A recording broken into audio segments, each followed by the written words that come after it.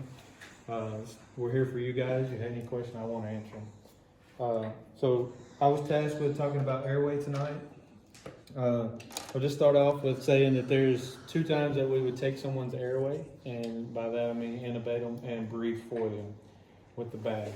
One of those being a cardiac arrest. So if you have a heart attack, you're going to get a tube down your throat and we're going to breathe for you, because obviously at that point in time you're not breathing for yourself. So we're going to breathe for you.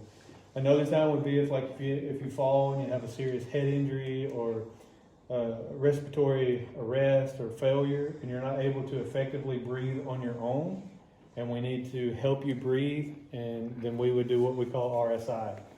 And that's where we give you some sedatives and a paralytic, and you're paralyzed, you're out of it, you're not conscious, and we actually intubate you and breathe for you. In that instance, you're still alive, you still have a heartbeat, you still have consciousness and all of that, you're just not able to effectively breathe on your own. So we need to help you breathe. This is the older school way of doing it. We still have these on our ambulance, we just don't use them as much. So they're kind of being phased out a little bit. But this is called a laryngoscope. And you have your blade on the end here that kind of hooks on. And this is what you use to go into someone's mouth and visualize their vocal cords. Every morning this gets checked off to make sure the batteries, and this is good. This is your handle. This is your blade. And it just hooks on and it kind of locks in place, and you have a flashlight on it. Where's the camera? Is there? This is not the one with the camera. Okay. So this is the old school way of doing it. This is how OG paramedics do it. So this is how they go about getting airways. So they're doing it by? Are they doing it by sight? Right. So what you would do is you'd go in someone's airway. Obviously, you want them flat with their face up, and then the best scenario that you could have, obviously, and you would do a head tilt like that. So you want that airway exposed. Your airway is on top of your right here. So you have your airway, and then your esophagus is behind that. So you don't want to go in anybody's esophagus. You want to go in their airway straight to their lungs. So you would do that to expose that airway. You would take this in sideways like this to be able to sweep the tongue. And then you would lift up like that to be able to visualize the vocal cords. What you don't want to do when you're doing this on someone is to rock on the teeth. Oh. If you rock on someone's teeth, you're going to break their teeth, and you don't want to do that, okay? Even with someone in cardiac arrest that may pass away, you don't know. They may recover, so you always want to be, however you can help the patient out, you want to do that. So you don't want to break anybody's teeth. So never do that. Always, and this is always in your left hand. No matter if you're right-handed or left-handed, it's always in your left hand. You're always using your left. And then you just kind of sweep the tongue. What's the logic for the left? Just the way the blades are made, so I'll show you. Okay. This is called a bougie. You probably heard it mentioned earlier. It's called a bougie. This is what we use to go into the vocal cords, and then the tube is slid over that to the vocal cords. We just have a higher success rate using this first. And if you'll notice, this blade has a little lip right here.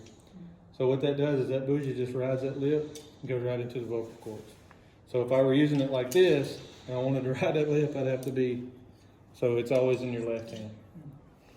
Cool. So that was the OG way of kind of doing it. Nowadays we have better technology, and we have these. It's the camera. Just got a camera and a light on it. Yeah, that's really cool.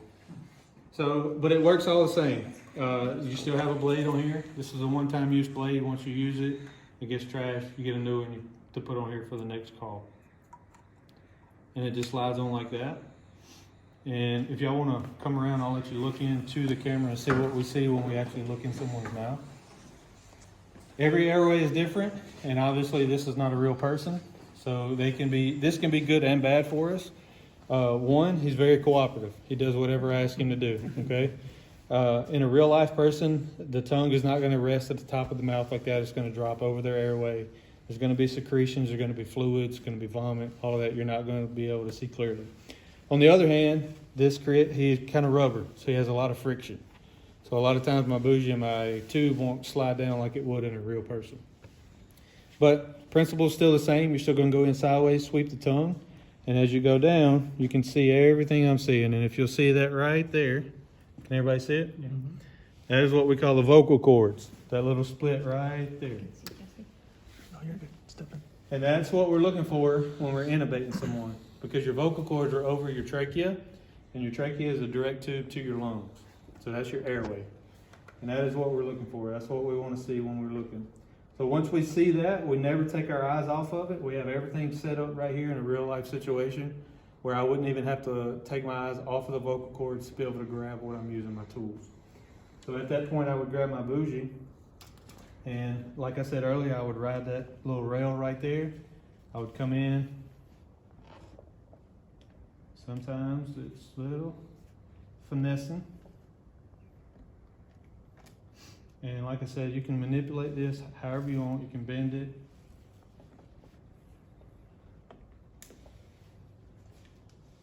All right. So if you'll notice how it went through the vocal cords. Typically in a real life patient, I would want to sit it a lot deeper than that. But for training purposes and because he creates a lot of friction, it's hard to get it a lot deeper. But once you would have a partner with you, always. And once you see that bougie go in the vocal cords, you never let go of that bougie ever. It stays there and you never take your eyes off of it. So if you don't mind being my partner, I'm going to ask you to take that and just feed it over that bougie as I hold it and I keep my eyes on the vocal cord. And you just slide it all the way down to me. Okay, I have the tube. Now you grab the bougie for me and just hold it. And without taking my eyes or anything off of that, I would slide this tube all the way down until it went through the vocal cords. And of course, like I said, it's not going to cooperate with me just because of the friction. But what I would do from there is I would visualize this tube going through the vocal cords. And once that was in place and I was certain that it was in the vocal cords, I would have another partner. They would connect this and then they would inflate the bulb. And I'll show you what I'm talking about on the other end. And then at that point I would hold this and I'd ask you to remove the bougie. And then from there, once all that's confirmed, then we would put this on, and this is just securing that in place so that it doesn't come out. Securing the tube, and then we can breathe from there. Man, y'all got all the cool tools. We had to use tape, and we can't see what we're doing with that nice little video camera. Well, I was brought up with this. I'm still kind of a fan of this. I guess just because the old school way, the OG way of doing it, but and it's kind of like a bragging point to say you got it with that without the camera. But nonetheless, it's a great tool to use. It's kind of what we're going to more and more here recently, just for the success rate with it. So. Like I was saying, once this gets into the trachea, we have little notches here to tell us how far down we are. There's actually a formula that you can use for the size tube to know which notch you're supposed to be at. But once it's down in there and you inflate that bulb right here, you can notice on the end how that inflated. Yeah. What that does is that seals the airway off so that when you do start bagging, air doesn't come back and it stays in his lungs. Wow. So in a CPR, we would try that twice, maybe 3, if you can see it and you're like, all right, I got it. But twice usually is what we try, and if you don't get it after the second time, then we move to this called a King's Airway. This is very simple. You just open somebody's mouth, jam it in there until it stops, and then you have an airway. This is going to be way less secure than a tube, because a tube we know for a fact is getting their airway, and we know we're going to be able to ventilate that patient effectively.